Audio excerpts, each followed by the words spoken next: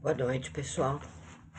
Hoje volto para mais uma etapa do meu estágio de extensão híbrido pela Uninter no curso de segunda licenciatura de pedagogia, e esse estágio é de ensino fundamental. Para esse estágio, eu escolhi o tema de leitura, interpretação de texto, compreensão de texto e escrita, por ser um tema que eu considero muito importante na área da educação e na área da vida em geral. Então, eu convido vocês a assistir as minhas aulas, que vou tratar sobre esse assunto, e temos como referência dois grandes pensadores da educação e da leitura: o grande Paulo Freire, nosso grande mestre brasileiro, e Emília Ferreiro, que muito contribuíram para os nossos estudos sobre a leitura e a escrita na educação. Então, convido vocês, a partir de hoje e os próximos dias, a compartilhar e refletir comigo sobre esse tema. Vamos lá? Estágio supervisionado de ensino fundamental, estágio híbrido de extensão, pedagogia, segunda licenciatura pela Uninter. Meu nome é Osana Darzanfaco Tomanic, o ano de 2020. A importância da leitura, interpretação de texto e a escrita. Um dos grandes desafios dos professores na educação básica é ensinar a leitura para os alunos. Mas é ensinar não só a decifrar os códigos, e sim a ter o hábito de ler, seja por prazer, seja para estudar ou para se informar. A prática da leitura aprimora o vocabulário e dinamiza o raciocínio e a interpretação. Infelizmente, com o avanço das tecnologias do mundo moderno, cada vez menos as pessoas interessam-se pela leitura. É comum algumas pessoas dizerem que não têm paciência para ler um livro. No entanto, é tudo uma questão de hábito, de transformar a leitura em prazer. Quanto que não ouvimos e nós mesmos não, no dia a dia, não temos esse hábito de ligar a televisão, de ficar no celular, nas mídias sociais, de ficar vendo um filme e o livrinho fica lá parado, né? Nós não temos mais dois hábitos muito importantes, da leitura e do diálogo. Então, a minha proposta com esse tema é justamente nós percebemos a importância que tem a leitura e a escrita. Quanto que ler, saber interpretar, compreender o texto e poder comunicar, seja de maneira escrita ou de maneira verbal, o nosso pensamento, o nosso raciocínio é importante no dia a dia. Isso, às vezes, nas coisas menores, para dar um recado, para fazer uma compra, para resolver um problema bancário. Quantas vezes nos deparamos com dificuldades, com más interpretações e até mesmo com confusões por não interpretarmos corretamente ou não comunicarmos corretamente o que nós desejamos. Então, eu gostaria de fazer uma grande reflexão neste momento sobre essa importante ação que é a leitura, a interpretação e a comunicação, vamos dizer assim, seja escrita ou seja verbal. Claro que aqui eu vou me ater um pouco mais à questão da escrita, por se tratar do ensino fundamental, onde nós vamos alfabetizar os nossos alunos, nós vamos dar o conhecimento de letramento para eles, mas o mais importante é saber comunicar corretamente, é saber interpretar o que nós lemos e não cairmos num analfabetismo funcional ou num falso letramento. Eu leio, mas eu não consigo entender o que eu li. Eu não consigo reproduzir a ideia do que eu li. Então, o meu convite para essa reflexão é justamente isso: o cuidado com o avanço das tecnologias e, vamos chamar assim, a preguiça, a falta de paciência para ler um livro. Tá? Então, talvez fique um pouco longo, mas é uma reflexão que eu considero muito, muito importante. E olha, só um parênteses, um comentário bem pessoal. Muitas vezes eu consegui resolver problemas bastante sérios ou ajudar algumas pessoas a resolver problemas bastante sérios com uma boa interpretação de um enunciado e a escrita correta, às vezes, de um bilhete. Então, isso, eu estou fazendo um relato pessoal, mas que eu já presenciei em diversas situações com diversas pessoas. Então, vamos refletir muito sobre isso nessa aula e nas próximas que eu farei. O hábito da leitura deve ser estimulado ainda na infância, para que o indivíduo aprenda desde pequeno que ler é algo importante e, acima de tudo, prazeroso. Uma leitura realizada com prazer desenvolve a imaginação, a escuta atenta e a linguagem das crianças. Eu vou abordar também, numa das próximas aulas, que a leitura ela não começa quando iniciamos o ensino fundamental ou no finalzinho da educação infantil, né? Nós já tratamos disso num outro curso que a gente fez junto, e ela não começa nesse momento, ela começa muito antes. Na verdade, a leitura de mundo que nós vamos ver agora com Paulo Freire, ela começa, na verdade, ainda no momento gestacional, no momento em que o feto, o bebê ainda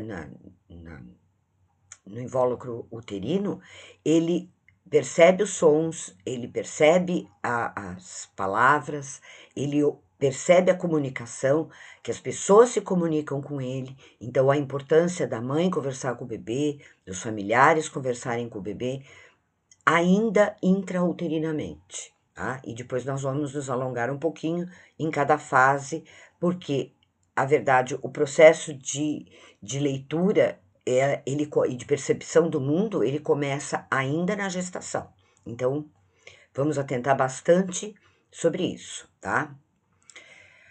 Falar de leitura é muito subjetivo, pois ela está inteiramente ligada a gostos pessoais. Por isso, sugerir textos ou obras pode ser uma tarefa muito arriscada. O que eu gosto, o meu gosto pessoal, o meu autor preferido, o meu gênero preferido, pode não ser o do meu marido, dos meus filhos, o do meu pai, enfim, é uma questão de gosto realmente pessoal. Mas isso não interfere, não modifica a necessidade da leitura, da interpretação e da boa comunicação, seja ela escrita ou verbal. A leitura segundo Paulo Freire. Então, vamos aqui, neste momento, refletir um pouquinho o que o nosso mestre Paulo Freire estudou e nos comunicou sobre a leitura. Ler não é caminhar sobre as letras, mas interpretar o mundo e poder lançar sua palavra sobre ele, interferir no mundo pela ação. Olha que coisa mais importante e mais verdadeira, gente. Vou até repetir porque eu sou apaixonada por essa citação.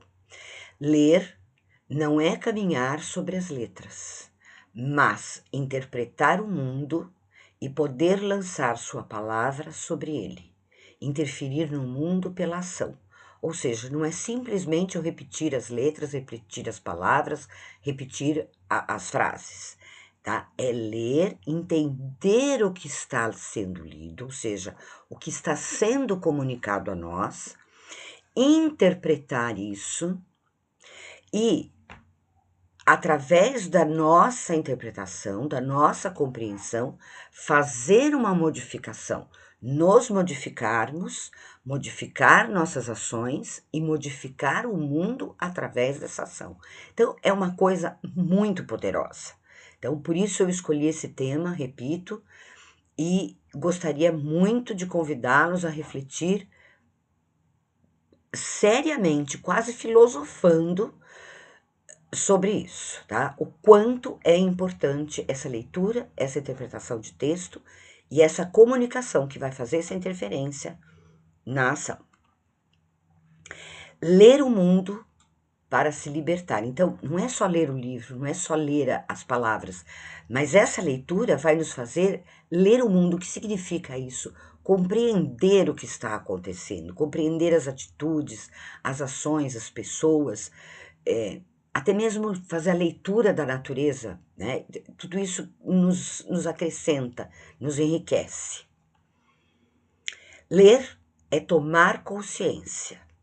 Então, a partir do momento em que nós lemos interpretando, que nós lemos compreendendo e fazendo essa modificação, nós tomamos consciência e a partir dessa consciência existe a mudança atitudinal. A leitura é, antes de tudo, uma interpretação do mundo em que se vive. Mas não só ler, é também representá-lo pela linguagem escrita.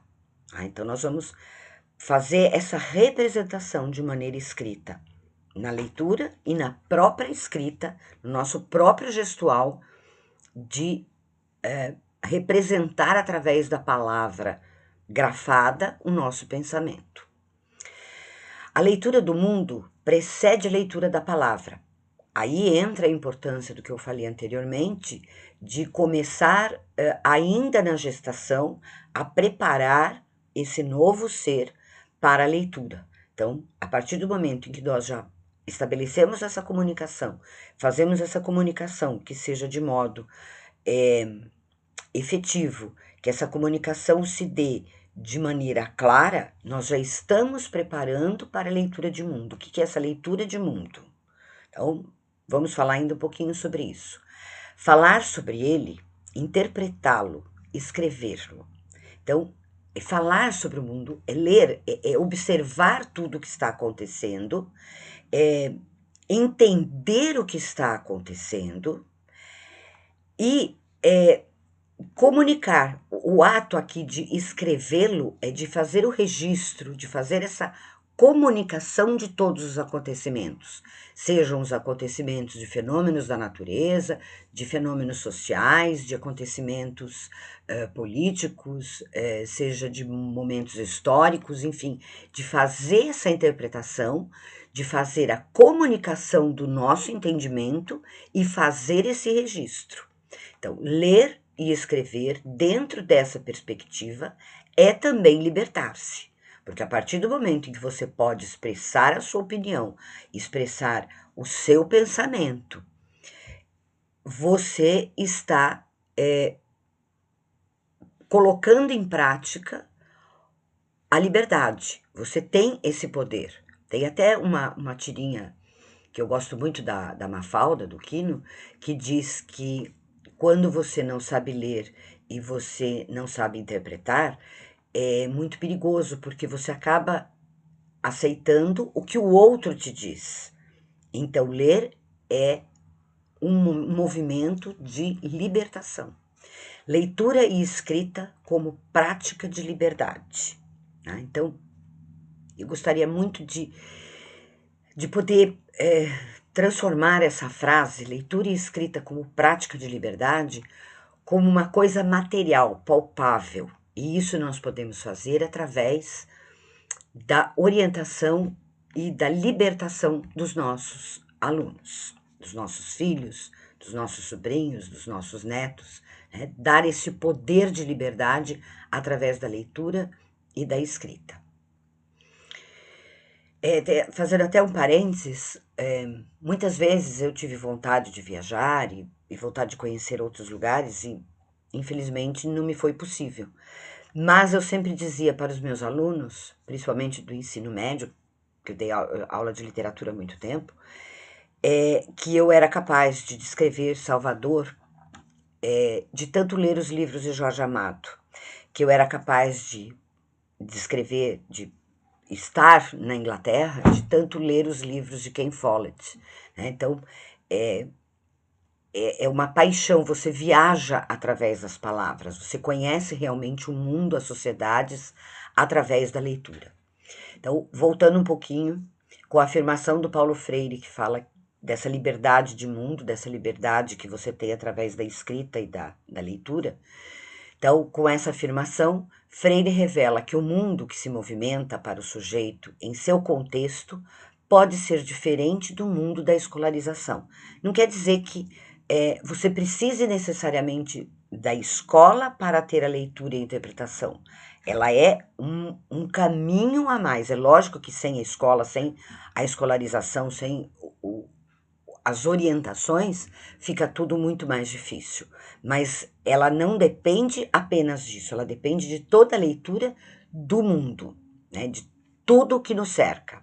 Dessa forma, a leitura das palavras na escolarização ou de sua escrita de nada implicaria na leitura da realidade. Nós ficássemos apenas presos, fechados no conteúdo, nos livros didáticos, nos livros que são exigidos em concursos e vestibulares, nós não teríamos essa ampliação de mundo, né? E essa troca tão grande e tão rica que é necessária para se conhecer o mundo. Se fazer a leitura de mundo, né? Freire se preocupava com os textos, as palavras e as letras, daquele contexto em que a percepção era experimentada pelo aluno. Eu sempre que trabalhei com os meus alunos, eu procurava inserir no dia a dia textos que tivessem uma ligação com o cotidiano deles, com as vivências que eles têm, para que haja um interesse, para que haja um reconhecimento. E o Freire sempre, né, colocou isso: se não há uma empatia no saber, no procurar dos conhecimentos, dificilmente há uma motivação. E notou que quanto mais codificava a leitura dessa realidade, mais aumentava a capacidade do indivíduo de perceber e aprender, o que resultava em uma série de coisas, de objetos, de sinais, cuja compreensão acontecia por meio da relação com o concreto e com os pares. Então, quando você estabelece essa empatia na leitura, no buscar conhecimento, você tem essa autonomia, metade do caminho está percorrido. Porque quando você faz a coisa com prazer, com vontade, sabendo o que você está procurando, é mais fácil de encontrar, né?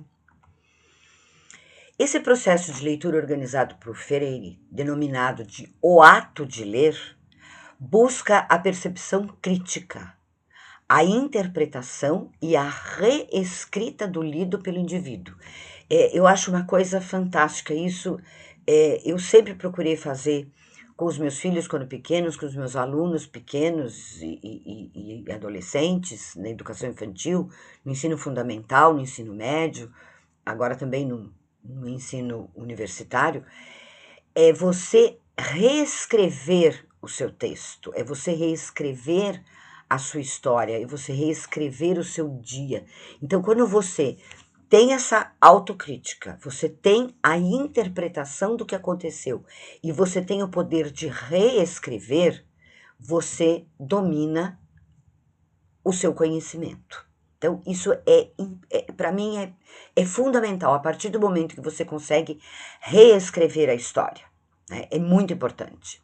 Tal abordagem nos mostra que o quanto antes era tratado e realizado de forma autoritária, agora é concebido como ato de conhecimento. Estamos acompanhando uma grande transformação na educação e eu espero que ainda haja uma transformação maior. E é fazer a cada dia com que o aluno, não importa a idade, o aprendente, o que está vivenciando o conhecimento, seja protagonista da sua história, ele seja protagonista dos seus saberes, né? Que pare de apenas ler o que o professor mandou, apenas ler do jeito que o professor mandou, e que haja um ato de conhecimento, que ele procure por saberes e por conheceres de seu próprio gosto. Então, que ele seja protagonista. Isso era uma coisa que o Paulo Freire, com outras palavras, nos ensinou muito. O papel do educador nessa proposta é de suma importância, acrescentando aqui que educador é todo aquele que convive com as crianças. Então, eu sempre que falo de educador, eu falo de todos, do irmão mais velho ao pai, à mãe, ao tio, ao avô, todo mundo que convive com as crianças é um educador. Dentro da instituição escolar, todos os que ali estão são educadores. Não importa se é o pessoal da manutenção, se é o pessoal da secretaria, se é o pessoal do administrativo, se é o professor, se é o auxiliar, todos os que convivem com as crianças, com os adolescentes, são educadores. Por quê? Retomando aqui o Paulo Freire, é todo aquele que convive com as crianças, bem como a coerência entre o que o educador proclama e a sua prática.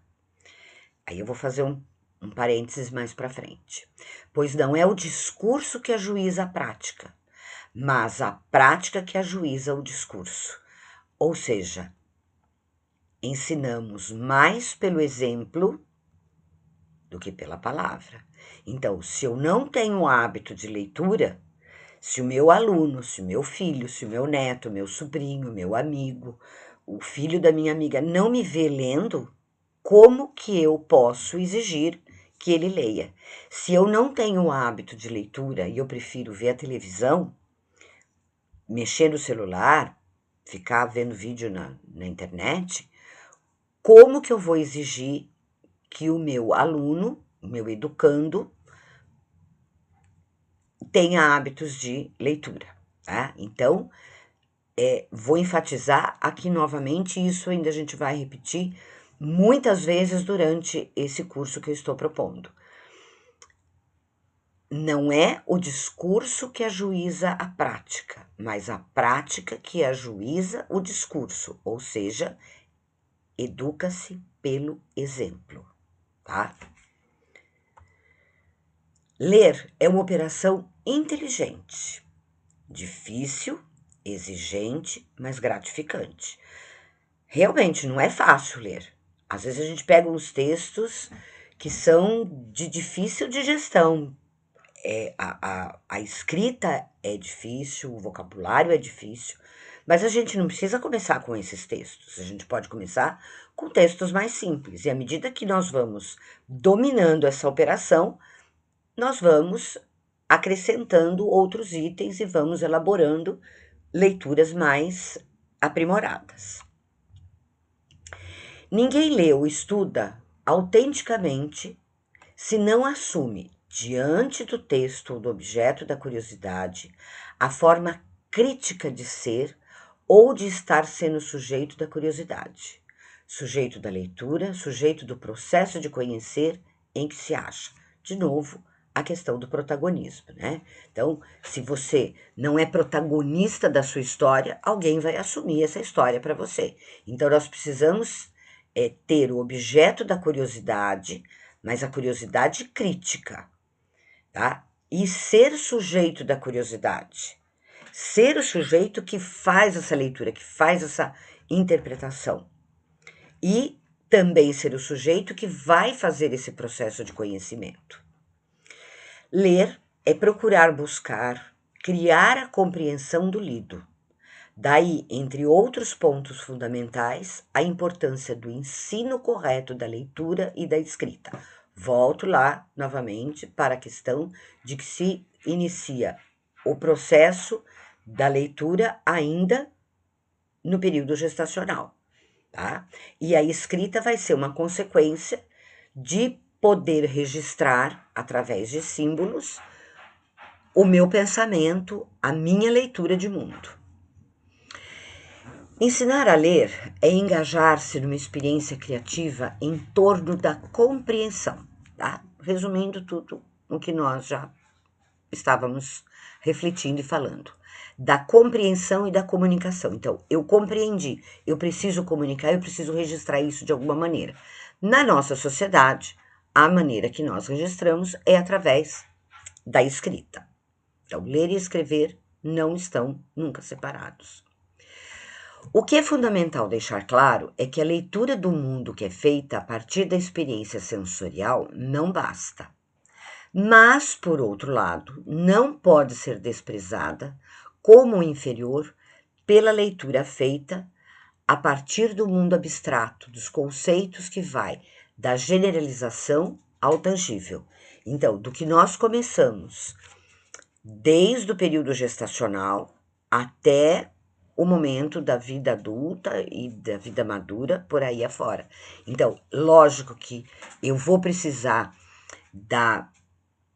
desse treinamento de leitura e de escrita, mas a experiência sensorial vai me dar subsídios para eu entrar no mundo abstrato. Então, uma coisa não dá para existir sem a outra. A compreensão do que se está lendo, estudando, não instala assim de repente como se fosse um milagre.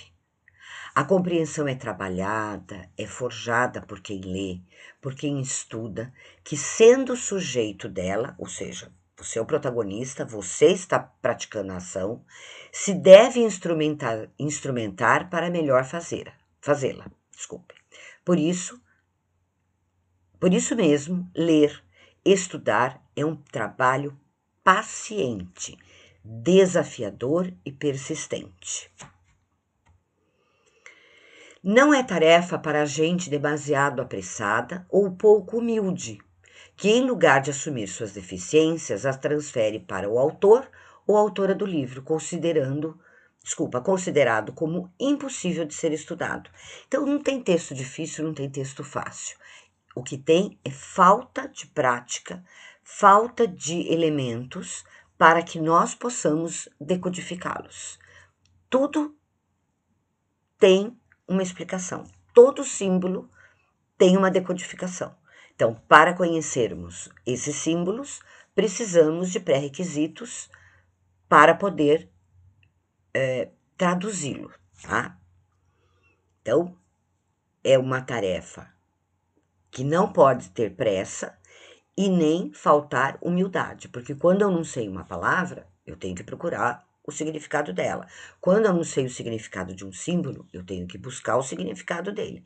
Então, isso exige humildade, exige que você admita que você não sabe e que você precisa procurar conhecimento, ou seja, precisa aprender.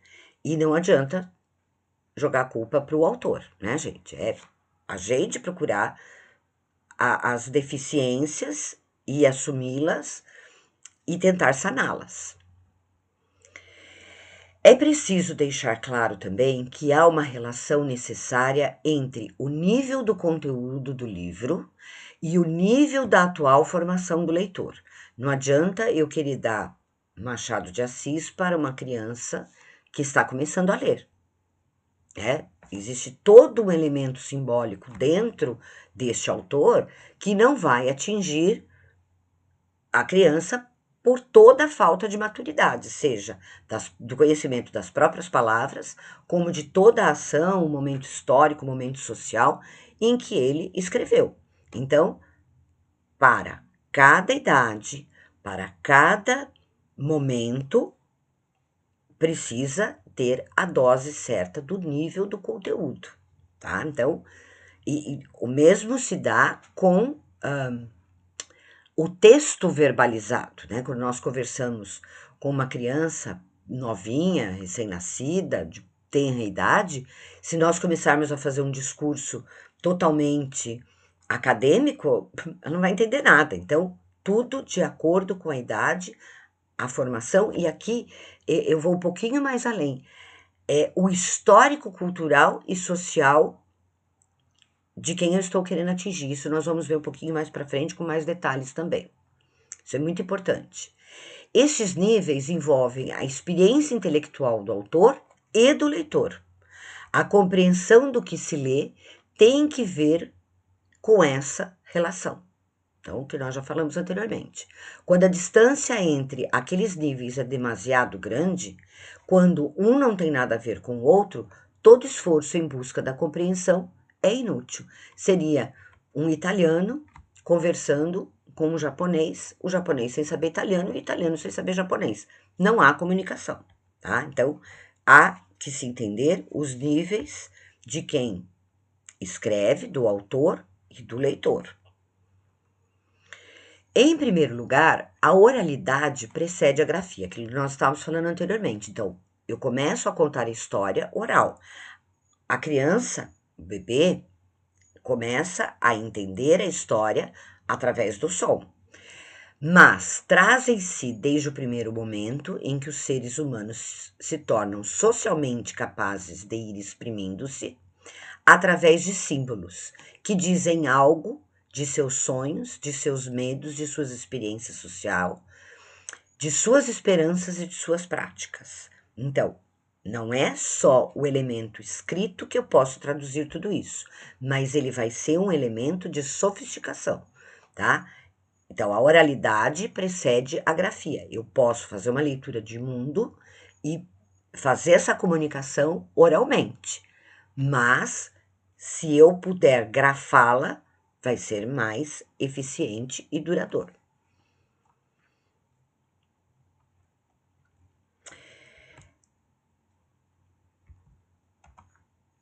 Quando aprendemos a ler, o fazemos sobre a escrita de alguém que antes aprendeu a ler e a escrever. Ao aprender a ler, nos deparamos com nos preparamos para imediatamente escrever a fala que socialmente construímos. Então, a partir do momento que nós vamos começar a escrever, aprender a ler e a escrever, nós vamos começar a decodificar e a codificar essa comunicação que nós já temos social. Nas culturas letradas, sem ler e sem escrever, não se pode estudar, buscar, conhecer, aprender a substantividade do objeto, reconhecer criticamente a razão de ser do objeto. Então, na nossa sociedade atual, se nós não soubermos ler e não soubermos escrever, nós não podemos estudar, nós não podemos nos preparar academicamente para uma determinada função. Então, é cada vez mais necessário reconhecer essa criticidade da razão para poder ter essa substantividade do objeto. É uma coisa que puxa a outra, tá? São coisas interligadas e que não devem e não podem ser separadas. Passamos do tempo de passar os nossos conhecimentos orais através de gerações, né, gente? Um dos equívocos que cometemos está em separar ler de escrever, como nós já comentamos anteriormente. E eu preciso registrar, eu preciso deixar registrado a minha ideia, eu preciso deixar registrado a minha interpretação, a minha leitura de mundo. Desde o começo da experiência em que as crianças ensaiam seus primeiros passos na prática da leitura e da escrita, tomando esses processos como algo desligado do processo geral de conhecer. Então, aquilo que nós falamos, desde o iniciozinho, nós já estamos dando elementos para que eles possam conhecer e fazer o registro deste conhecimento. É preciso que nosso corpo, que socialmente vai se tornando atuante, consciente, falante, leitor e escritor, se aproprie criticamente de sua forma de vir sendo, que faz parte de sua natureza histórica e socialmente constituindo-se. Ou seja, nós precisamos ser protagonistas da nossa história, ser sujeitos ativos dessa história e, ao mesmo tempo, sermos registradores da nossa história, sermos escritores da nossa própria história. Ou seja, grafar a história que nós estamos construindo, que nós estamos observando e que nós interagimos. É preciso que o nosso corpo, que socialmente vai se tornando atuante, consciente, falante, leitor e escritor, se aproprie criticamente de sua forma que faz parte de sua natureza histórica e social. Devemos, portanto, desde a mais tenra idade, estimular o gosto e o prazer da leitura e da escrita, e continuar a ser estimulado durante todo o tempo. Não tem idade para começar a ler para as crianças, não tem idade para começar a estimular a escrita. Não é a escrita propriamente dita com lápis, papel, caneta, computador, tablet, é a escrita de você fazer registros, mesmo que seja orais, você fazer esse registro, e lógico que na idade certa, depois nós vamos falar novamente sobre a maturação neural, você fazer esse registro de maneira gráfica, tá? Mas a escrita, ela vai além da grafia, certo? Se estudar não fosse considerado quase sempre um fardo, olha só, gente, se estudar não fosse considerado quase sempre um fardo, se ler não fosse uma obrigação amarga a cumprir, se pelo contrário estudar e ler fossem fontes de alegria e de prazer, de que resulta também o indispensável conhecimento com que nos movemos melhor no mundo, teríamos índices melhor reveladores da qualidade de nossa educação. Quanto que nós não ouvimos nossos alunos e até mesmo professores reclamar que tem que estudar, reclamar que tem aula, reclamar que tem que ler. Ai, tem um livro na escola para ler. Ai, eu tenho que fazer um trabalho sobre um livro. Ai, tem que estudar. Por quê? Nós estamos invertendo os papéis, nós estamos deixando de gostar de conhecer, de gostar de procurar os saberes para nos acomodar e apertar um botão e termos os saberes ao toque de um clique. Então, nós precisamos, desde muito pequenininhos, incentivá-los a buscar conhecimento, a buscar a alegria de conhecer. Não é legal ser ignorante, não é legal não saber fazer. O legal é saber, ou, se não sabe, ir procurar informação a respeito de qualquer assunto. Então, aqui eu gostaria de chamar a atenção, voltando lá para o início, né, a questão do gosto da leitura. Vamos procurar saber do que nossas crianças gostam, quais são os assuntos que eles gostam. Um gosta de música, o outro gosta de carro, o outro gosta da galinha pintadinha, o outro gosta de dinossauro. Vamos procurar saber do que eles gostam. E a partir daí oferecer textos, oferecer autores sobre o assunto que eles gostam. E mostrar que procurar conhecimento é prazeroso. Você procurar saber sobre assuntos que você tem curiosidade é extremamente prazeroso. Tá? Então, vamos incentivar isso. Estudar, ler, não pode ser considerado obrigação, não pode ser considerado um fardo. Tem que ser fonte de alegria e de prazer. A busca do conhecimento tem que trazer alegria, tem que trazer prazer. E como podemos incentivar e estimular a leitura e a escrita desde os primeiros anos da infância? Depois, mais para frente, eu preparei outras aulas que vão tratar passo a passo, desde os primeiros meses até o início da adolescência, de como podemos incentivar e estimular esse gosto pela leitura. Algumas dicas bem básicas. Escolha livros apropriados para a idade da criança. Preste atenção a possíveis dificuldades. Às vezes a criança em idade escolar não gosta de ler, não gosta de escrever, porque ela tem alguma dificuldade. Ou ela não enxerga direito, ou ela embaralha na hora de ver, ou ela pode apresentar algum problema de dislexia, né? Então, são determinados problemas que podem desestimular, né? A leitura não é apropriada para a idade, então o primeiro item, né? Escolha livros apropriados para a idade das crianças. O que eu falei anteriormente, se você der um livro de Machado de Assis para uma criança de 8, 9 anos, é absurdamente impossível dela vir a gostar, né?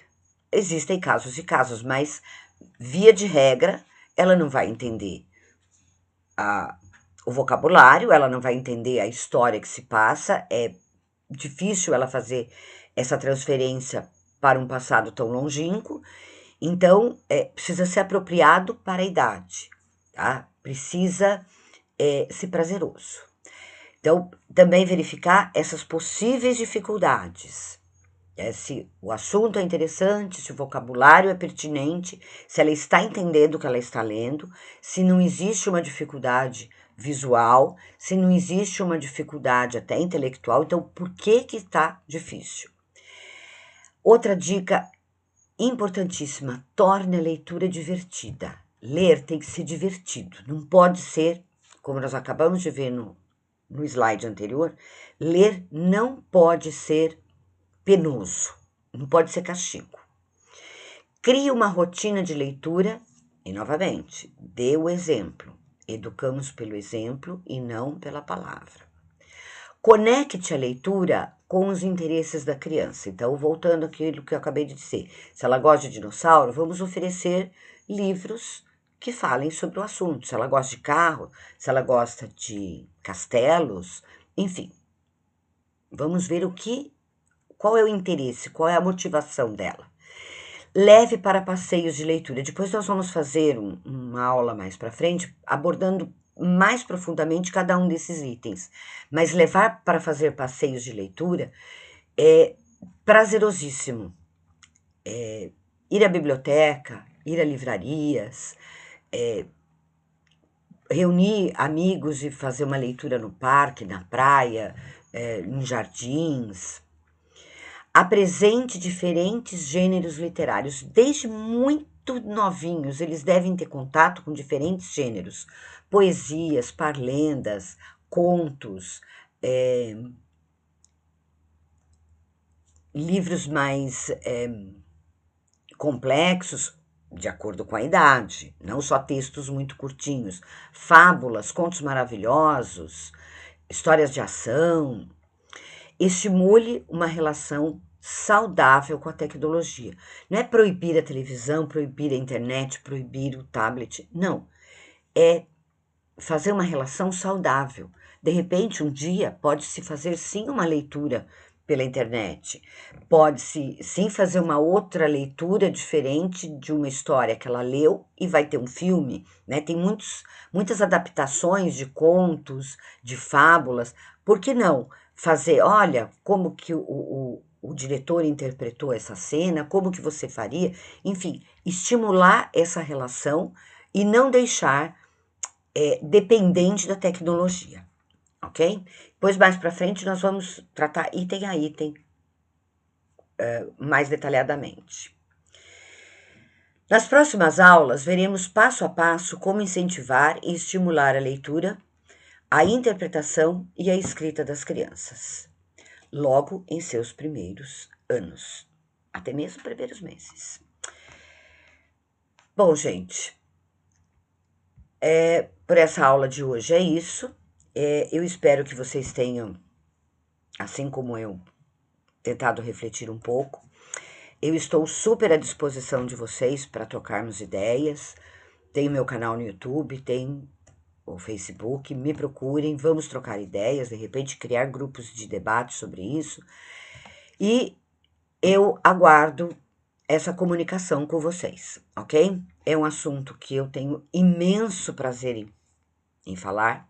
Se deixar, eu varo aqui horas e horas e horas falando, mas enfim, agradeço demais a atenção de vocês e espero em breve que a gente possa debater sobre esse assunto, ok? Aguardo vocês nas próximas aulas e boas leituras!